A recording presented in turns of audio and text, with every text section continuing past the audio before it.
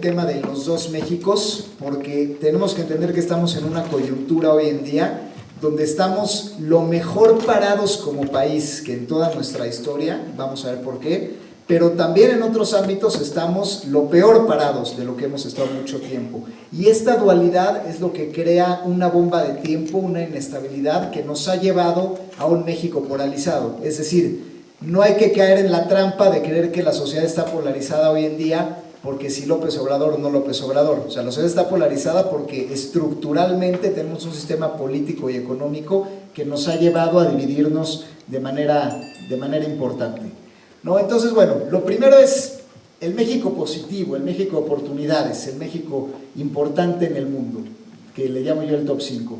Tenemos un país que es el exportador número 1 de América Latina. O sea, México hoy es una potencia exportadora que supera a Brasil, a Chile, a Argentina, pero es decir, estamos hablando con los pares más importantes y México más que duplica a su competidor más cercano. Es decir, nosotros somos un país que se ha consolidado en la industria automotriz. Como sabemos, todas las plantas están en México, está Volkswagen, vino Audi, vino Kia, General Motors, etcétera, ¿no? Es decir, cada vez hay más plantas, cada vez hay más empleo y es una industria que hoy en día pues está a nivel mundial. También sabemos que la industria aeroespacial en México, que en México se hacen naves espaciales, los autopartes vienen y se hacen aquí. En la industria metalmecánica, en México se hacen pantallas de televisión, se hacen teléfonos celulares. Es decir, México es fabricante de los productos más usados y de mayor tecnología y dificultad de manufactura en el mundo, lo que nos habla del potencial que tiene México como una realidad. O sea, México simplemente es el número 1 de América Latina y de lejos en manufactura sofisticada. También en turismo México ha ganado lugares importantes. México, aunque siempre ha sido una potencia turística, cabe destacar que de hecho principalmente en el último sexenio México se destacó pasando del lugar 13 al lugar 8 mundial. Estamos en el top 10 de recepción de turismo a nivel mundial, cosa que constituye uno de los 3 principales flujos de entrada de dinero al país, que siempre ha sido históricamente petróleo, remesas y turismo. Cambian de lugar de acuerdo al año, pero bueno, o sea, México es un país donde tiene una buena imagen ante el mundo a pesar de todo lo que pasó y que si los 43 y esto y el otro. México se consolidó como una potencia turística de manera definitiva y cada vez recibe más gente, o sea, cercana a los 40 millones de turistas. México también en cuanto a ingresos per cápita, México está por encima de ingresos per cápita de América Latina en lo general en promedio. Es un país que se mantiene estable, que tiene de alguna manera un crecimiento sostenido y que de hecho el peso está también en el top 3 de las monedas con más trading en el mundo. Es decir, en el mundo financiero tú puedes comprar bonos, puedes comprar moneda, puedes especular, puedes comprar fondos de inversión.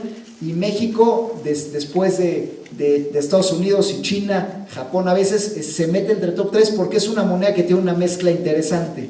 Tiene tasas de interés muy altas. En México se paga una tasa de interés, digamos, alta en relación al bajo riesgo, ¿no? Es decir, un treasury en Estados Unidos, que es el bono del tesoro, es digamos la caja chica en Estados Unidos, está entre el 0 y el 1% de rendimiento. Es decir, comprar un bono del tesoro de Estados Unidos no conviene, tiene un rendimiento pues mínimo, ¿no? La gente sin embargo lo pone porque bueno, se supone que el dólar como moneda es estable y no pierde su dinero en el tiempo. Pero en cambio el peso mexicano, hoy en día los CETES, que es lo equivalente, los certificados de tesorería, están a niveles casi del 8%.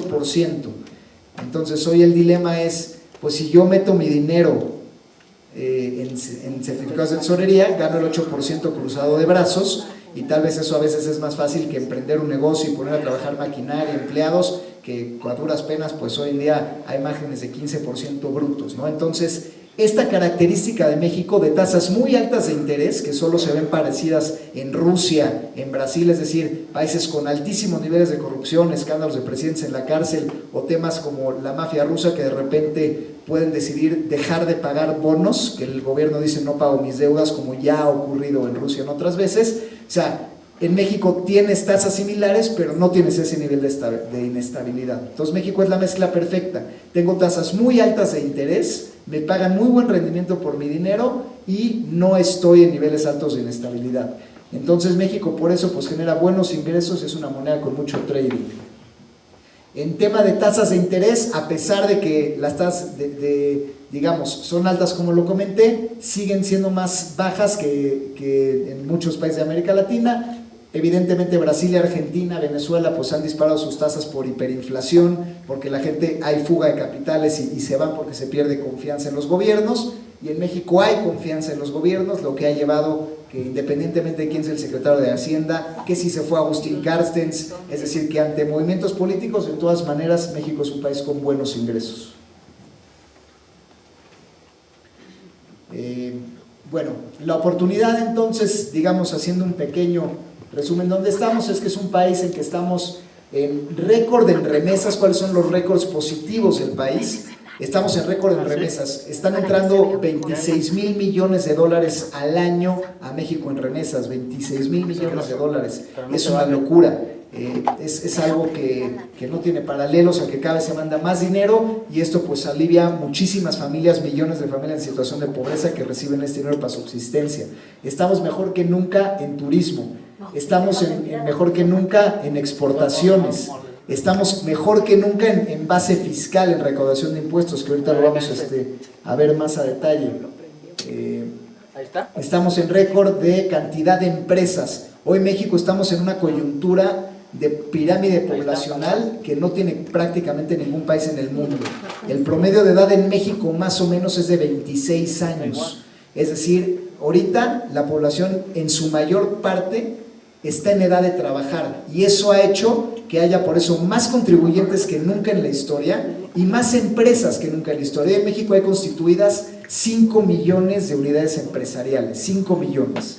¿No? Hay otros problemas de por qué estas 5 millones no llegan a trascender, que es ahorita la parte negativa que vamos a ver, pero por eso es que a los que son más financieros, México se lo ponía como estar en los próximos años dentro del top 5 de economías del mundo, en un término que antes, los nuevos BRICS, digamos que eran a finales de la década pasada, hoy son los Eagles, que es los Emerging and Growth Leading Economies, donde México se pone como esta economía que va a estar en el top 5, o sea, se hablaba de que México iba a llegar al liderazgo absoluto en el top 10 económico. Si la pregunta era, bueno, ¿y por qué? ¿Con qué fundamento se hace de México? Bueno, pues porque México exporta más que todo el continente de América, o sea, prácticamente excepto Estados Unidos, que todo el continente, porque México tiene más jóvenes que nunca, porque tiene una pirámide poblacional que genera impuestos, que genera recursos, que genera empresas que están en posibilidad de pagar, y por lo tanto hay poca población que tiene que ser mantenida, porque estamos con tasas más bajas que el resto, porque estamos dando mejores rendimientos, porque tenemos un ingreso per cápita mayor a otras partes de la población, lo cual pues sin duda ha sido pues muy positivo, ¿no? Y bueno, sin embargo, evidentemente pues eso no es todo lo que el México, ¿no? O sea, hay una parte muy negativa de México que tiene otros récords negativos que se dan en paralelo, y eso es lo que crea, como dije, la posición en la que estamos en este momento, ¿no? Digo, primero, pues el tema de inseguridad. En México estamos en récord de homicidios, o sea, para la gente que sigue más noticias, más detalle, deben de saber que el sexenio de Peña Nieto ya rompió el récord de homicidios al sexenio de Calderón, que era la guerra contra el narcotráfico. Entonces, digamos, antes había un pretexto, oye, bueno, pues sí, hay más muertos que en Irak, ¿no? Solamente Siria nos supera, igual en periodistas asesinados, pero bueno, era la guerra contra el narcotráfico, entonces se entiende porque los muertos eran entre los cárteles y etcétera. Hoy en día que la guerra se acabó de alguna manera, que al Chapo ya lo agarraron, etcétera, sigue habiendo este nivel de homicidios, o sea, lo cual nos habla una realidad de, ojo, o sea, no se trata del cártel contra el cártel, se trata de una estructura de crimen organizado donde las pugnas, las luchas por una serie de cosas mucho más amplias que el narcotráfico, causa miles de asesinatos al día, que ya se volvió un sistema de país, y a nivel de récords sin paralelo internacionalmente, ¿no? En corrupción, pues ni se diga, ¿no? O sea, este sexenio fue un saqueo absoluto del país. Tengo aquí unas gráficas que vamos a ver de gobernadores que tuvieron en comparación con Estados Unidos de cómo fue esto, pero bueno, México hoy en día pues es un país mucho más corrupto, aunque sí, siempre ha habido corrupción en México. Los niveles que hubo este año para la gente que tiene empresas, gobierno prácticamente no pagó sus deudas este sexenio, es decir, Antes la gente que le vendía a gobierno, pues era un negocio relativamente donde sí, siempre ha habido moches, esto y lo otro, pero bueno, al final el gobierno pagaba, ¿no? Este sexenio la coyuntura fue donde el gobierno no paga sus deudas, inclusive Pemex tuvo que ser rescatada por Nacional Financiera. O sea, había más de 3,000 proveedores que no cobraban de Pemex, y si caen los bonos de Pemex, la calificación de México internacional se va a la basura y el país se queda sin inversión. Entonces toda la banca de desarrollo entró a pagar las deudas de Pemex, pero al final es una ilusión, porque Nafin es una banca de desarrollo del gobierno también con recursos de impuestos. Pemex es una empresa estatal. Si la empresa estatal se queda sin dinero porque quebró y debe miles de millones de pesos, y el gobierno mismo le da esos miles de millones de pesos, pero eso después de alguna manera se tiene que pagar de algún lado, entonces estamos entrando en un tema de déficits, de deuda interna, donde realmente estamos en un problema que se está tapando un hoyo con otro, pero el hoyo financiero que causó este sexenio, pues es simplemente demasiado profundo, demasiado negativo. También estamos con un tema de informalidad laboral también sin paralelo, o sea, 6 de cada 10 mexicanos prácticamente no están en la economía formal. Y eso llevó a que hoy en día los que sí estamos en la formalidad pagamos impuestos más altos que nunca. Y eso, el gobierno tiene realmente un récord muy positivo en esto, o sea, nunca ha habido tantos contribuyentes, pero realmente fue porque no tuvo de otra, porque antes Pemex pagaba la mayoría de los impuestos en México, y hoy en día pues eso cambió, porque Pemex quebró. Entonces era, o subimos los impuestos y subimos la base gravable, o este país se va a quedar sin dinero y pues prácticamente va a tener que quebrar o endeudarse. Y de hecho, pues sí, se incrementó la base de impuestos a un monto histórico, pero también creció el endeudamiento, ¿no? Y para entender las proporciones de cómo creció, el gobierno de Calderón, la deuda interna con respecto al PIB era del 18%. Después vino Fox y se subió perdió con Fox del 18%, después vino Calderón y se movió del 18 al 22% aproximadamente, ¿no? Y con Peña Nieto la deuda se fue en momentos arriba del 50%, es decir, más que se duplicó la deuda, o sea, todo lo que se había tenido en 20 años de estabilidad macroeconómica, llegó el PRI y bueno, duplicó la deuda interna al más del 50%, ¿no? Cosa que MIR trató de arreglar de hecho al final. Entonces es un país que se está endeudando cada vez más, y tú dirás, bueno, la deuda se duplicó, pero el país creció, y no, el país creció por debajo de la inflación en todo el sexenio. Es decir, entonces, si hay mucho más gasto, hay mucho más deuda, estamos en récord de deuda interna, en récord de deuda externa, en récord de impuestos recabados, y aún así el país no crece, quiere decir que es un dinero que se fue a la basura, y que remediar una situación así es un tema de décadas y varias generaciones. Es decir, es un tema donde, bueno, vámonos del 50 al 20, sí, en 45 años con ahorros fiscales adecuados y un manejo y etcétera, ¿no? O sea, no es que esa deuda se usó para que haya más puentes, más puertos, que se abran más vías comerciales, o sea, que se haga realmente lo necesario para poder crecer el país. Esa inversión no le existió. Entonces tuvimos más gasto, pero sin un plan de infraestructura real.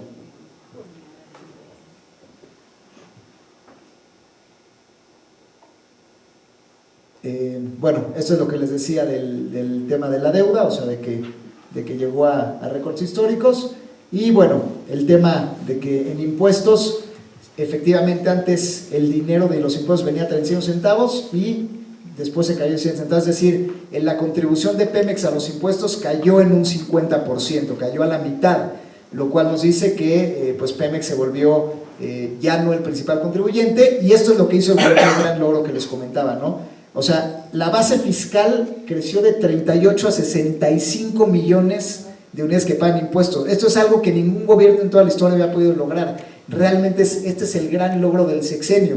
Y digo, lo hicieron porque pues no tenían de otra, pero es un tema donde no nada más, o sea, el crecimiento además es exponencial, porque no nada más, digamos que creció de 40 a 60, sino que se recauda hasta 20 veces más. Porque hoy en día la facturación electrónica, el tema de perseguir las facturas de alguna manera, operaciones simuladas, el cerrar los espacios del outsourcing, o sea, todas estas medidas que ha tomado el gobierno para cerrar la parte fiscal han dado un resultado tremendo, y gracias a eso México medio se ha sostenido, ¿no? Entonces, bueno, esta es una realidad también, ¿no? Y bueno, el tema de corrupción, que es la otra parte que es realmente muy negativa, pues es esta, ¿no? Digo, además de los homicidios, que ya habíamos hablado también que estamos ya en varias decenas de miles, solamente por detrás de Siria. El tema de la comparación de gobernadores acusados por corrupción, ¿no? O sea, tenemos en México 47 gobernadores acusados, digamos, a cargos de secretarios de estados, y se compara con Estados Unidos, ¿no? O sea, no es nada más un tema de que este sexenio fue sin paralelo en corrupción, sino que además fue sin paralelo en impunidad, ¿no? Aquí estamos viendo que hubo 47 casos, de los cuales ha habido 22 casos investigados y solamente se han detenido a 7, ¿no? Entonces, prácticamente lo que te dice la estadística es que solamente 1 de cada 7 tiene posibilidad de ser detenido, aunque se lleve decenas de miles de millones de pesos, y el detenido normalmente es liberado en el corto plazo o su proceso no se concluye, como es el caso de Duarte, ¿no? Y digo, claro, hay gente que dice, es que la corrupción no es exclusiva de México. Por supuesto que no, en otros países también pasa, en Estados Unidos pasa, pero si hay 9 acusados, hay 9 investigados y 9 procesados, es decir, al final la naturaleza humana, digamos que es la misma, pero esto se trata de un tema de disuasión y motivación. Si tú sabes que tienes una altísima probabilidad de que robes y no te pasa absolutamente nada siendo inclusive un secretario de Estado, pues evidentemente te vuelves un país muy corrupto. Y acá pasó con 2 de los cargos más altos, o sea, pasó con la primera dama, que al final, pues sí, salió a dar su anuncio de prensa y mi liquidación y trató de justificarlo, no le pasó absolutamente nada, y pasó con nuestro secretario de Hacienda, que luego se volvió secretario de Relaciones Exteriores, ¿no? Con Videgaray, que también tuvo su casa, que pagó irregularmente con obras de arte y que no se justificaban los pagos de millones de pesos, y a ninguno le pasó nada. Cuando en Alemania, por ejemplo, se descubrió un caso donde le habían pagado un hotel all inclusive a un funcionario, o sea, ni siquiera dinero a él directamente, y por eso fue un escándalo y lo corrieron. O sea, aquí no corren a los gobernadores, o sea, no, la primera dama sigue siendo la primera dama y el secretario de Hacienda sigue siendo, o sea, él lo cambiaron por temas de Trump, no por temas de su escándalo, y hoy es secretario de Estado. Es decir, aún con corrupción flagrante de tu número 1 en finanzas en el país, no te pasa absolutamente nada, eres premiado, ¿no? Y bueno, otro tema, digo, siguiendo esta línea que hemos seguido de los 2 Méxicos, pues la parte de, digo, acá se ve como el resumen de lo que ha pasado con los 2 Méxicos, ¿no? Tenemos un México donde hay 10 estados aproximadamente dedicados a exportar, que han tenido un crecimiento exponencial en su Producto Interno Bruto, que son aquellos estados que producen los coches, las pantallas de televisión, los teléfonos celulares, todo lo que hemos comentado que es muy exitoso, y los estados, principalmente los del sur, que se dedican todavía a temas pues de frutas, salsas, minerales, agricultura, carne, verduras, estados petroleros, que básicamente llevan rezagados décadas contra el México industrial, que lleva creciendo exponencialmente. Entonces, este es el contraste de alguna manera que tenemos, ¿no? Y bueno, al final del día, pues este es un tema estructural, es decir, hay realmente un tema que donde nos pega al final es que México se vuelve un país de manufactura exitoso, pero que no consuma estas 2 partes. Digo, este es un ejemplo de lo que pasa, donde México es una potencia automotriz absolutamente, ¿no? Es el país, peleándose con Brasil, que más coches produce en el mundo, y sin embargo solamente existe una institución educativa especializada al tema automotriz, que está en Guadalajara, ¿no? Entonces, esta gráfica nos enseña cómo solamente hay una escuela automotriz, pero prácticamente todos los estados de la República tienen una escuela de manicure y pedicure, es decir, no responde la estructura nacional a los retos que estamos viviendo como país, y esto se desfasa empleos, ¿no? Entonces, ¿qué es lo que está pasando? ¿Cómo llegamos a tener el momento más promisorio en la historia del país y los resultados más decepcionantes? ¿Cómo en el momento en que más dinero hay de impuestos, que las arcas están más llenas, donde más estamos exportando, donde más hay jóvenes, donde el promedio de edad es de 26 años, donde hay más pymes, 5 millones, cómo es que estamos en un tema donde tenemos crecimiento negativo por abajo de la inflación? ¿Dónde está esa brecha? Y el tema es eso, que en México sí existen muchas empresas, casi 5 millones, pero del cual el 95.8% son pymes, es decir, no son grandes empresas. 95 son micros, es decir, prácticamente menos de 5 empleados, o sea, 95 de cada 100 de ese negocio. Hay un pequeñísimo 4% que pasa a tener más de 10. Luego las medianas, de alguna manera ya más de 30, 40 de acuerdo al sector, el punto 3, y nada más las grandes que superan digamos, la barrera de los 100 trabajadores son el 0.2. Entonces, si amalgamas pymes, es el 99.8%. Entonces, ese realmente ha sido el tema con México, que como no hay una estrategia de infraestructura, o sea, el país se endeuda, pero se lo gasta en cuenta corriente, es decir, en salarios, en burócratas, en viajes, en gastos corrientes. Entonces, como se lo gasta en esto, no hay inversión en infraestructura, no hay inversión en educación, y como no la hay, entonces, aunque sí hay muchos jóvenes y sí hay un país de muchísimos emprendedores, son emprendedores que no trascienden al final, ¿no? Y este dato que tenemos al final, que el 25% de la fuerza laboral es freelance, que es un datazo. O sea, hoy en día ustedes ven que florecen los coworking centers, ¿no? Que WeWork y no sé cuál otro, del MySpace o sea, bueno, están proliferando estos proyectos. ¿Por qué? Pues porque 1 de cada 4 mexicanos es freelance. Pero ser freelance no necesariamente es una buena noticia, porque ese es el primer paso. O sea, tú eres freelance y tienes una buena idea, y como tienes una buena idea, empiezas a tener 2, 3 clientes que te permiten pagar una renta de un cubículo personal. Pero si ahí te quedas, y si ahí se queda el 25%, pues no pasas a la parte donde creas una marca, donde creces tu estructura, donde patentas, donde creas un know-how positivo y donde trasciendes, ¿no? Y entonces eso hace que nos quedemos siempre en la parte baja de la pirámide económica, que no tiene valor agregado. Es decir, México hace todos los coches del mundo, pero nunca ha habido una marca de coches mexicana, o sea, no hay una marca importante. México hace todas las televisiones, inventó la televisión a color, y hoy en día no hay una marca de televisiones mexicana. México hace todos los celulares, pero no hay una marca de teléfonos celulares mexicana. México hace todas las naves espaciales y no hay una marca, es decir, nos quedamos en la parte de manufactura, en la parte de mano de obra barata, y no trascendemos el tema de que las pequeñas empresas se vuelvan grandes, que tengan financiamiento, que lleguen a bolsa. Y este sí es un tema de política pública. O sea, tú, para que una empresa logre pasar a ser grande, patentar, crear valor de marca y entonces generar miles de empleo y de millones de dólares en bursátiles de inversión, pues tienes que incentivar la inversión, tienes que bajar las tasas de interés, tienes que crear infraestructura, tienes que invertir en instituciones educativas, tienes que hacer una serie de cosas que los gobiernos actuales no lo han hecho y nos pone en una situación crítica en ese sentido. Hoy en día México también ya no es un país manufacturero al 100%, el 73% de las empresas en México son ya orientadas a servicio, lo cual también nos habla de que esta ventaja competitiva de mano de obra barata también se irá acabando poco a poco. Y bueno, y las empresas hoy en día tienen un promedio de vida de 7.7 años.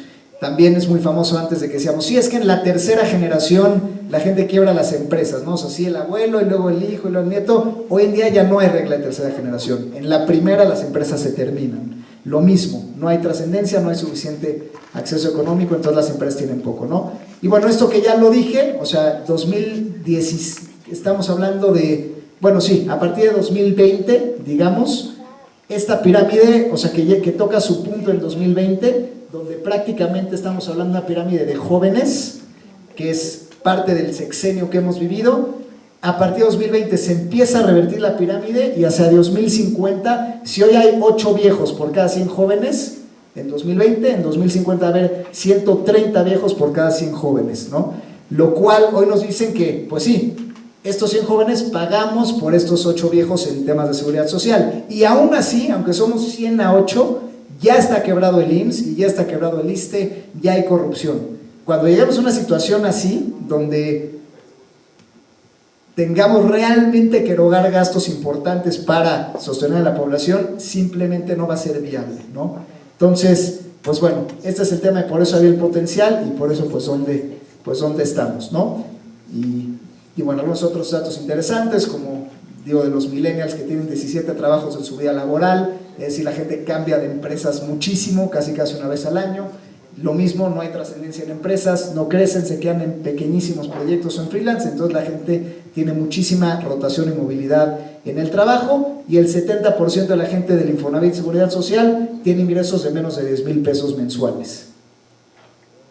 Entonces, bueno, así como vimos los récords positivos de México, pues estamos en los récords negativos. Tenemos récord en homicidios, récord de deuda externa e interna, récord en impuestos, récord en corrupción, récord en informalidad y récord en morosidad también de tarjetas de crédito, lo cual nos dice que a la gente también las tasas altas hacen que la gente entre a una dinámica donde cada vez es menos probable que paguen sus deudas y esto crea un riesgo sistémico también de una manera importante, ¿no?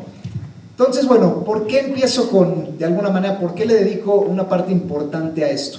Porque hay un espejismo que hay que romper, ¿no? Y el espejismo es que ahorita vienen las elecciones y entonces esperamos un cambio en México, algo va a cambiar, no sabemos qué va a pasar, y entonces como que el discurso que nos venden los medios tradicionales es, estamos ante una coyuntura donde se conserva el statu quo, PRI-PAN, o cambia el país, no sabemos hacia qué rumbo, con López Obrador, ¿no? Pero realmente aquí el mensaje es, ojo, porque no hay statu quo, o sea, el sexenio pasado destruyó y cambió todo el statu quo los últimos años de lo que teníamos, o sea, el país ya cambió. El país ya está en un tema, en una dinámica sumamente negativa y transformada, y entonces lo que viene va a ser consecuencia de tratar de rearmar el desastre que pasó en este sexenio, y por eso tenemos que entender cómo es que un partido que no estaba en el radar en el sexenio pasado, hoy en día está tan arriba en las encuestas. Entonces básicamente México ya cambió, o sea, no es que viene el cambio en México, fue o será, pues el cambio ya fue. El cambio en lo político, hubo una reconfiguración de partidos, que ahorita vamos a ver un par de gráficas más. Teníamos el PRD, era el partido de izquierda por excelencia, tuvo una cantidad importante bueno, tuvo candidatos presidenciales, tuvo presencia, tuvo el gobierno del Distrito Federal, la primera vez que un partido de izquierda llegó con Cuauhtémoc Cárdenas, y hoy en día el PRD se tuvo que aliar con su antítesis, o sea, con el PAN, que es derecha, contradictorio, y el PRD prácticamente desapareció de la arena. También el PRI hoy en día prácticamente, a pesar de tener el candidato más preparado de lejos, pues es un tema que hay un voto de castigo que la gente tampoco cree en el PRI. Entonces tenemos un sistema de 3 partidos, PRI, PAN, PRD. Hoy tenemos un PRI completamente desacreditado, tendiente a una caída acelerada, un PAN dividido, demandándose entre ellos los líderes, y un PRD que desapareció. Entonces políticamente el país ya cambió, ojo, y mi intuición es que, de hecho, nos encaminamos a un sistema bipartidista similar a Estados Unidos. Vamos a tener un partido de izquierda y un partido de derecha que va a ser la unión de PRI, PAN o bien un tercer actor que junte a los principales líderes, similar a lo que hizo Morena con la izquierda. Entonces, lo que va a pasar, esa polarización. ¿Por qué la polarización? ¿Porque López Obrador se para en Reforma? No, o sea, la polarización de la sociedad es por todo esto que tenemos de informalidad, de diferencia en salarios, de empresas chicas, de aumento de la deuda, de falta de crecimiento económico, de crisis, y eso es lo que ha hecho una sociedad que por un lado tiene gente que cada vez está más tecnológica, que paga más impuestos, que está exportando, y otra que está en la informalidad, que no crece desde hace 30 años, con poder adquisitivo que cae, y eso es realmente lo que separa a la población mexicana de una manera muy importante, ¿no? Y por eso, bueno, ¿qué es lo económico, no? O sea, y ojo con este sexenio, porque también otro de los mitos que hay es que con López Obrador va a perder estabilidad el sistema macroeconómico.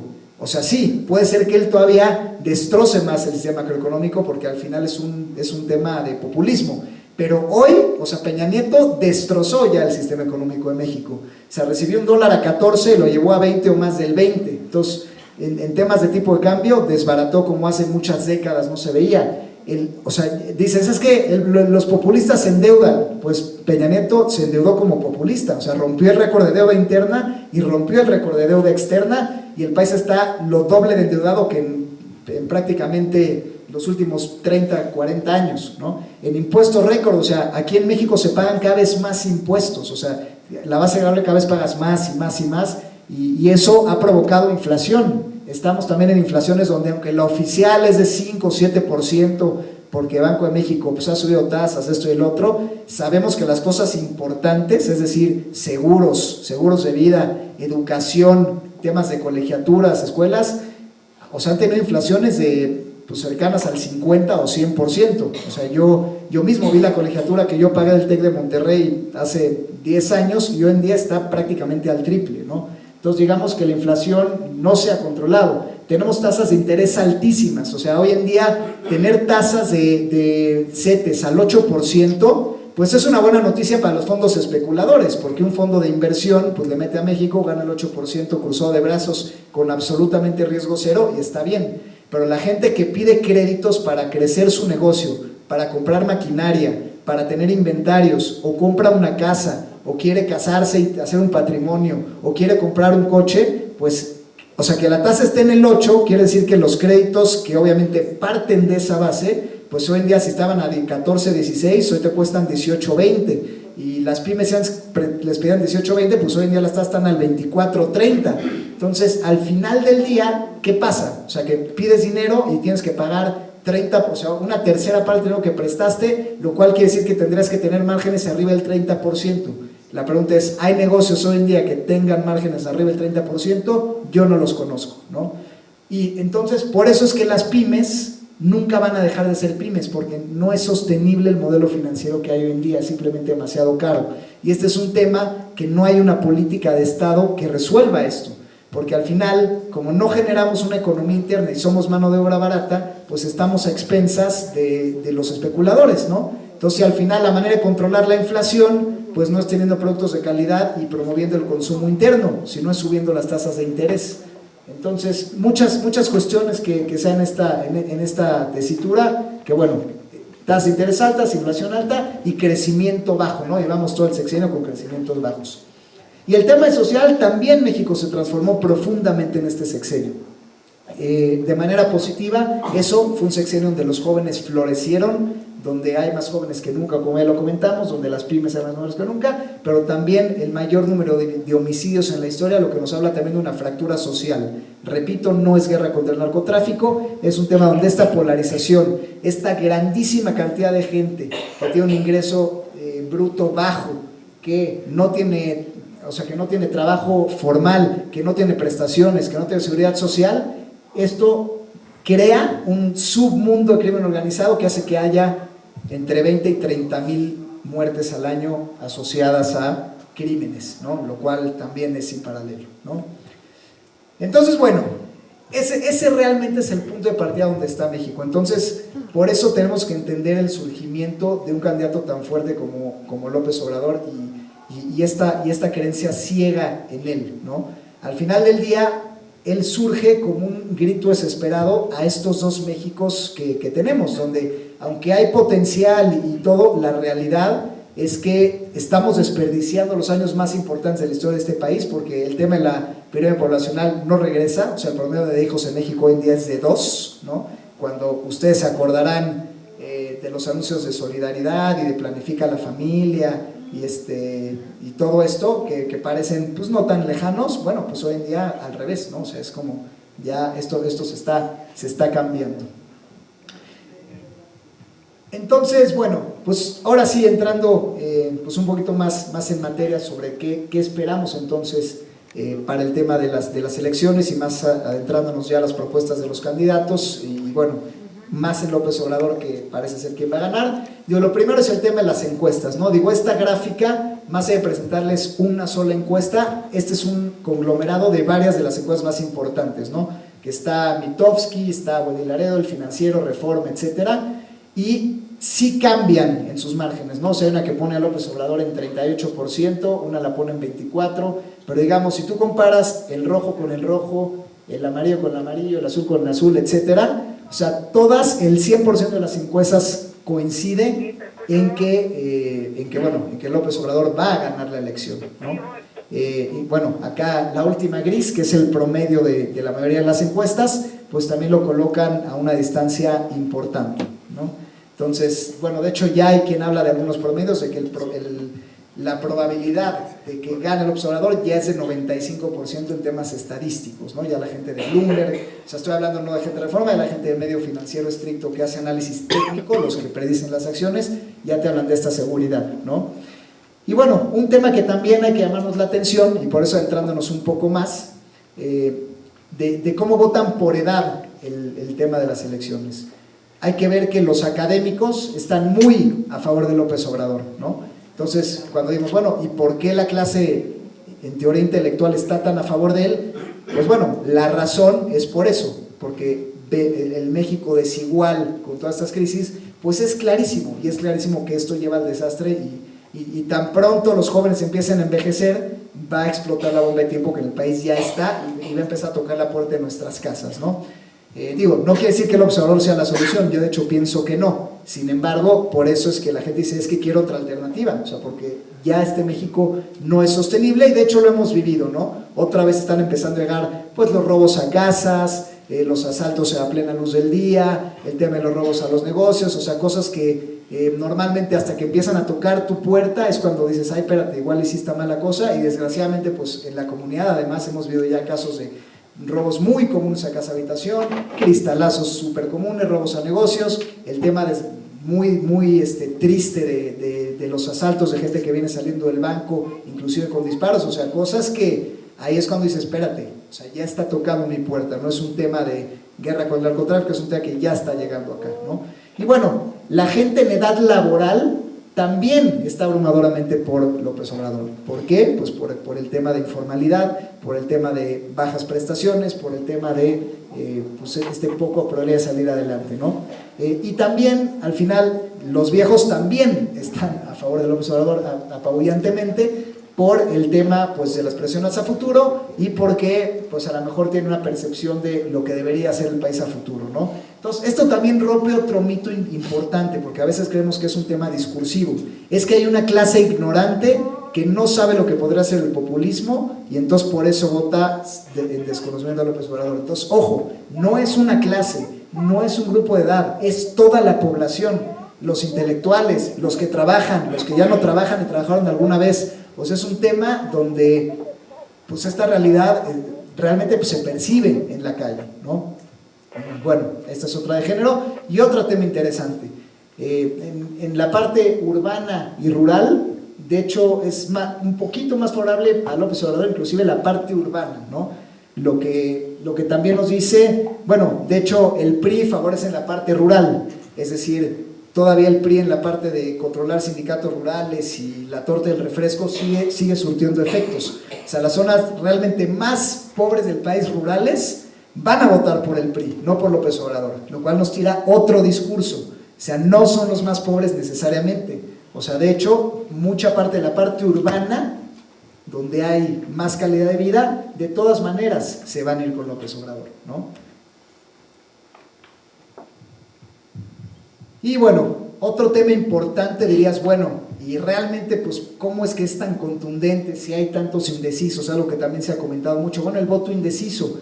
Y la realidad es que sí podría dar un vuelco, ¿no? Digo, acá si tú pones este indeciso acá y este ya lo consolidas y este lo sumas aquí en voto útil, pues sí se podría haber dado una voltereta interesante, ¿no? Pero también hay que ver otra estadística que es poco hablada, ¿no? Y es el tema de qué hacen normalmente los indecisos, los que no saben por quién votar. Entonces, históricamente en elecciones, la elección presidencial pasada y las que hubo por la Cámara Interna, generalmente la gente que auténticamente no sabe por quién votar, no sale a votar, ¿no? Y eso es al final lo que hace que esto nunca se consume. O sea, de hecho tenemos la historia de 2012, que es la gráfica de abajo, donde el 50% no salió a votar, ¿no? O sea, indecisos, decías, bueno, a ver, señor, se va a notar, de esto sabemos que el año pasado pues la mitad se va a quedar en su casa, decir, no, pues mira, yo no sé, no voy a cambiar nada, entonces no salgo. Igual pasó en las elecciones de midterm de las de 2015 por cámaras y gobernadores, y también tenemos un porcentaje similar donde también un 40% no salió a votar, ¿no? Entonces, realmente por eso hoy las encuestas, en base a cifras pasadas, dan por descontado que aunque sí hay un porcentaje importante de voto no decidido en todos los candidatos, no se va a consumar en un cambio de número significativo, porque históricamente, pues básicamente los indecisos no salen de última hora, no sacan la cara, sino se quedan en su casa y no votan, ¿no? Digo, y otra cosa reveladora es que es la parte que los partidos políticos no alcanzan a ver. Si esta crisis que nosotros vemos de los partidos, donde PR desapareció y vemos que la derecha también está en debacle total, el PAN dividido y el PRI a la baja, lo que tenían que haber hecho ellos es anticipar que vamos a tener un sistema bipartidista y pues unirse, o sea, se unen y lo destruyen, o sea, y ni siquiera tuvieron esa capacidad, o sea, la ambición de poder, el mal gobierno, todo lo pésimo que ha manejado, no cambia, o sea, nunca tuvieron la idea de unirse y entonces poder intentar reconfigurar un nuevo partido, una nueva manera de gobernar y tratar de enmendar lo que hicieron mal. O sea, prefieren hasta el último día hoy, prácticamente, seguimos sin saber claramente quién es el segundo lugar. O sea, Anaya parece muy hincho, pero hay otros, no, es que ahí dicen que él, porque entonces esta incertidumbre hace que ni siquiera el voto útil sea claro, ¿no? Entonces, bueno, es ridículo la facilidad que dieron para que pase este escenario.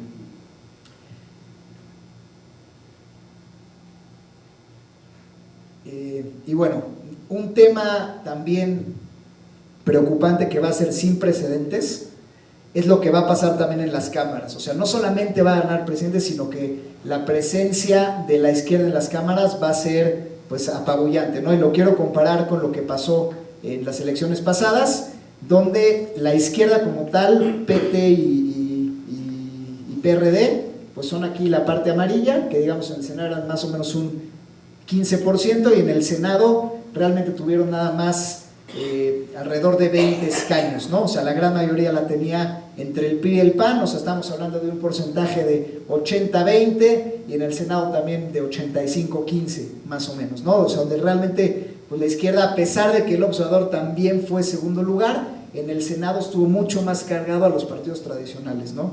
Y lo que se prevé, por el contrario, en esta elección, es que pues la izquierda va a tener una participación muy superior, ¿no? O sea, va a tener el 43% en la Cámara de Diputados y el 37% en el Senado, ¿no? O sea, prácticamente si eso se consuma, pues va a ser una mayoría que también nunca se había visto. Entonces tienes un presidente de alguna manera que va a tener un margen de maniobra amplio y sí tiene posturas muy radicales. Otra cosa también que hicieron mal los otros partidos, aparentemente pensaríamos que en redes sociales pues el PRI y el PAN como que ya se las saben de todas porque son los que más experiencia tienen. La realidad es que no. O sea, las métricas que nos enseñan el Big Data en Twitter, en Facebook, en YouTube, o sea, López Obrador les dio la vuelta por mucho a los demás candidatos. O sea, tuvo la mejor estrategia en redes sociales con los demás. Sin embargo, sí fue el candidato que tuvo menor tiempo en televisión. Pero es eso, en eso tampoco supieron evolucionar los partidos, ¿no? Siguieron creyendo que los anuncios en Televisa iban a hacer lo que les iba a hacer la elección, y no. O sea, a ver, señores, ya cambió el mundo. O sea, redes sociales, ya los presidentes tuitean directamente, y entonces se los comió absolutamente, ¿no? O sea, nada que hacer los demás contra él. Y bueno, este es un indicio más también que sobre la tesis de que vamos a tener un sistema bipartidista. Más allá de que renunciaron no solo a los candidatos, teníamos, digamos, una serie de candidatos centrados en la derecha, en el tema de globalización, y tenemos un solo candidato que se vende en la izquierda y un tema más proteccionista, ¿no? Entonces, bueno, esto te dice que a futuro pues vamos hacia allá, vamos hacia esta polarización. Por eso lo natural hubiera sido que estos tres se unieran en una sola fuerza para, bueno, pues que haya claridad. A ver, tú eres global derecha, tú eres izquierda proteccionista, y entonces que el electorado tuviera unas opciones reales de qué va a pasar, ¿no? Pero bueno, no lo fue así. Y bueno, este es un tema que, les digo, está en inglés. Voy a tratar de explicar brevemente para no hacer tedioso la explicación, pero bueno, para un poco entender entonces hacia dónde van las reformas y qué va a hacer López Obrador en los diferentes temas, ¿no? Los demás al final las podemos saber, pero realmente la que importa es la de él, porque es el que va a ganar, ¿no? En tema de reforma energética, básicamente lo que propone López Obrador es volver al tema de Pemex en cuestión de las refinerías. O sea, igual, así como hay que México construye coches, pero no hay una marca de coches mexicanas, lo mismo. México tiene petróleo y no hay gasolina mexicana, no hay refinerías que produzcan gasolina en México. Entonces él quiere retomar ese proceso, que honestamente no es negativo, a menos que la corrupción lo invada y bueno, y todo este tema de hacer la refinería se vaya en desvíos de dinero importantes, ¿no? Y también quiere con ello terminar déficits comerciales en energía y en agricultura. Ojo que parte de las manos derechas de estas estrategias económicas es gente inclusive estudiada en el ITAM. Entonces también ya aterrizando en, bueno, ok, ya va a ganar él, ¿qué va a hacer en los diferentes temas? Aunque él es un planteamiento de izquierda abierto, tiene medidas económicas que tienen tintes de, pues digamos, pensamientos también, pues un poquito más, no neoliberales, pero sí, pues de alguna manera de pues más conservador, no necesariamente populistas, por decirlo de alguna manera, ¿no? Y bueno, el único tema que sí es netamente populistas es pues el referéndum para echar atrás la reforma, ¿no? Como es un tema ya legal, él lo que va a decir es: no voy a dar la imagen de que paso por encima de la ley, decir la ley no importa, hago esto. Entonces él le va a dar la vuelta diciendo: no voy a ser yo, vamos a hacer un referéndum de la gente completamente manipulable. Entonces si la gente dice que está de acuerdo en que Pemex haga A, B y C, pues fue la gente la que dijo y yo me encomendé a la gente, ¿no? Entonces la estrategia es populista, pero las medidas que quiere hacer en el sector energía no son necesariamente populistas, son algo que tiene que ver con pues, rescatar de alguna manera el sector energético en México, que hoy en día sí quebró a Pemex, es una realidad. O sea, la reforma energética en México sí ha tenido sus temas de sí hay más inversión y todo, pero básicamente hoy en día pues todo lo padecemos, ¿no? O sea, subió la luz, subió la gasolina, no hay más investigación ni mayor exploración de calidad en agua. O sea, al final del día sí perdimos a nuestro principal contribuyente de impuestos y no ganamos mucho más, mejores tarifas o cuestiones que realmente beneficien al consumidor final, sino por el contrario.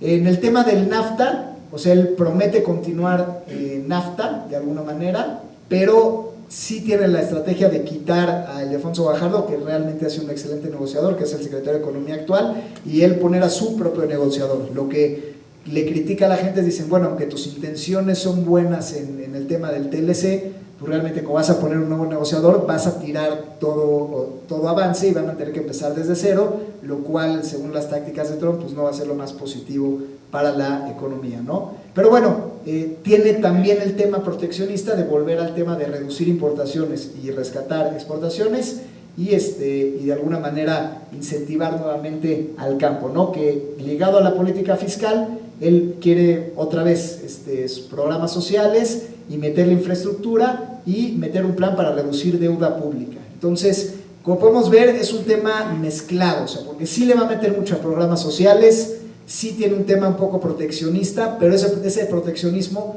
también hay que ser conscientes de que no es tan malo necesariamente, porque por lo que ya vimos, por eso es importante ver la parte anterior y no nada más ir directo a las encuestas de qué va a ganar. O sea, hay que ver en qué México estamos. Si estamos en un México con informalidad, que no crece, sin patentes, con empresas chiquititas de una persona, pues bueno, o sea que al final hay un plan de infraestructura realmente de 4% del PIB, que se impulse que haya refinerías, que se impulse el apoyo al campo y que se impulse reducir las importaciones y reducir el déficit fiscal y comercial, pues sí son medidas que sí necesita el país, ojo, ¿no? O sea, sí, México sí necesita llegar a esas medidas. Bueno, el tema de negocios básicamente es impulsar a los bancos de desarrollo, que hoy la banca de desarrollo es una basura, o sea, Financiera Rural, FIFOMI, todo eso es banca de desarrollo que se desarrolló para los años 70 y que aunque México ya pasaron 50 años, la banca de desarrollo se ha quedado igual y estancada, ¿no? Entonces al final sí es importante retomar la banca de desarrollo. Se habla de estimular la creación de bancos comerciales para los préstamos y de alguna manera pues bueno, tener planes realmente específicos para cada empresa, ¿no? Que esto es diferente con un enfoque general de estamos enfocados en las pymes y Pepe y Toño, que también han sido discursos fallidos, ¿no? Donde se impulsa mucho la idea de que es muy padre ser emprendedor, pero al final son programas que no funcionan porque lo que necesita México no es nada más el discurso de ideas, sino realmente trasladar eso a una política financiera, educativa y de infraestructura donde esas empresas puedan llegar a consolidarse, ¿no? Entonces, pues es otra, ¿no?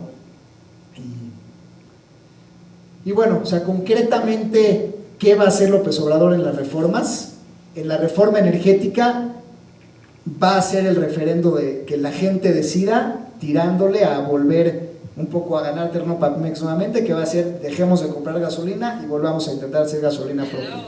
En la reforma educativa, él sí la va a echar para atrás, o sea, lo que es claro, o sea, porque él quiere tener un buen trato con los sindicatos de los maestros. Y hoy en día lo que se logró con la reforma educativa fue tener una política de evaluación a pesar de los sindicatos, pero él, como es parte importante de su base electoral, hay que ser claros que sí la va a echar para atrás, eso sí lo podemos esperar. El tema de la reforma política, pues bueno, ahí sabemos que él sí va a implementar casos radicales, como el tema que quiere acabar con las pensiones de los presidentes, va a bajar salarios, va a ser en teoría mucho más agresivo con persecuciones, que de alguna manera pues podría ser algunos tintes positivos. Es lo que se espera realmente de su discurso de honestidad, pues es que esto funcione y realmente la corrupción baje. Y el tema de la seguridad social, ahí es un tema quizá de los más delicados, porque él plantea pues subir el salario mínimo de manera importante y dar cobertura médica a una parte más importante de la población, ¿no? Esto y bueno, ahí es la gran incógnita realmente, porque hoy están quebradas las instituciones de seguridad social con lo que tienen, y si tú además le pides que tengan más cobertura, que atiendan a más gente y que tengan más costo para las empresas, pues esto, o sea, tiene dos salidas, ¿no? O que realmente las empresas se formalizan, se termine el outsourcing, lo que lleva a que las empresas paguen mucho más carga social, tengan una vida todavía mucho más difícil, y ya con la carga de impuestos se vuelve un tema de una rispidez con los empresarios, o bien los empresarios le vuelvan a buscar salida de que ya no puedo yo con tanto gasto, y entonces para fortalecer la cobertura y aumento de salario que quiere, recurra a deuda externa, y entonces eso haga que el dólar siga subiendo, que la inflación siga subiendo, que haya más inflación, suban las tasas de interés y que México se meta en una crisis económica aún más profunda, ¿no? Donde pues es esto donde pues sí, tiene algunas cosas positivas de fortalecer la economía interna, pero muchas negativas. Y bueno, pues ya para terminar, algunas cuestiones interesantes de su gabinete, de lo que podemos esperar de él. Lo que decía Carlos Manuel Ursúa, que va a ser el secretario de Hacienda, bueno, él es del TEC de Monterrey, tiene de alguna manera, sostiene el crecimiento del Producto Interno Bruto focalizado en programas para aliviar la pobreza, pero también poner caps en deuda, es decir, hacer que el gobierno no se endeuda de manera ilimitada, como ahorita ha pasado, que en Estados Unidos sí hay techos de deuda, inclusive el gobierno, han escuchado que el gobierno de Estados Unidos deja de ir a trabajar porque ya no hay presupuesto y pues no puedes pedir más deuda. En México no, hoy en día puedes pedir deuda ilimitada, que fue lo que le dio rienda suelta a Peña Nieto. Entonces plantea poner eso, que podría equilibrar esta parte negativa de las políticas sociales.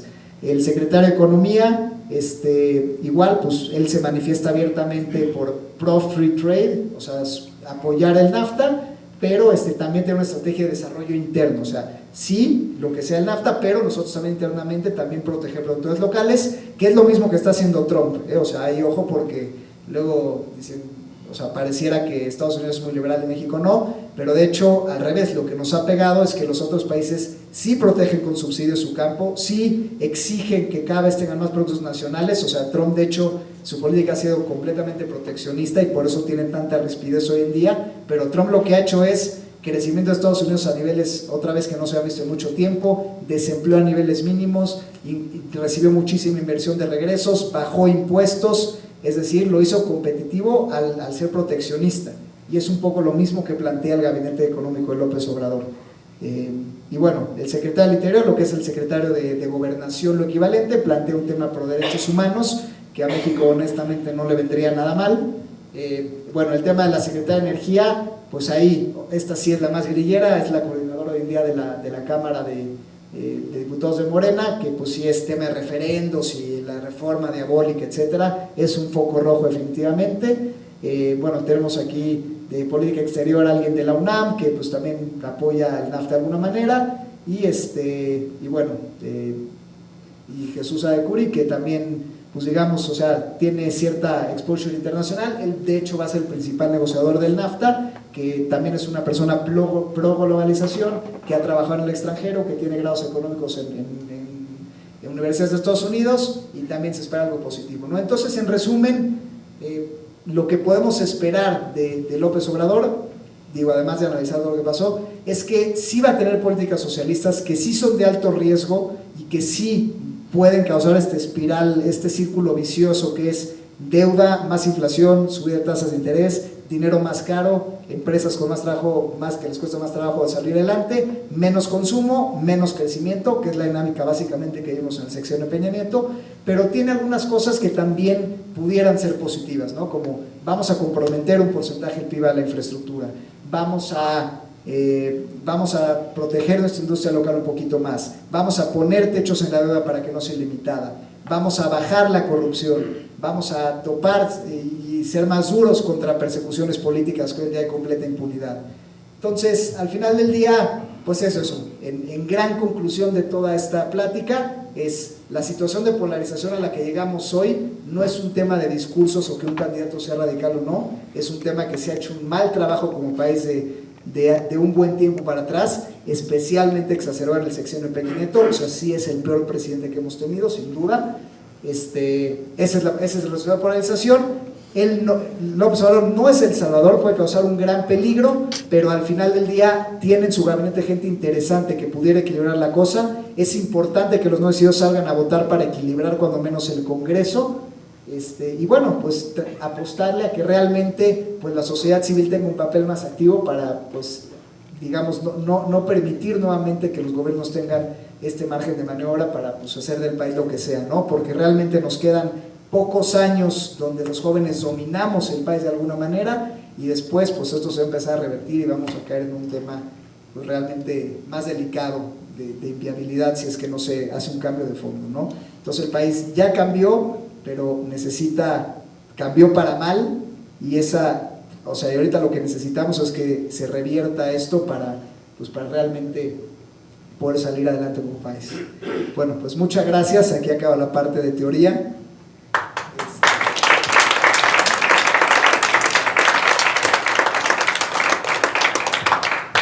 Gracias, y bueno, pues no sé si alguien tenga alguna pregunta que quiera hacer.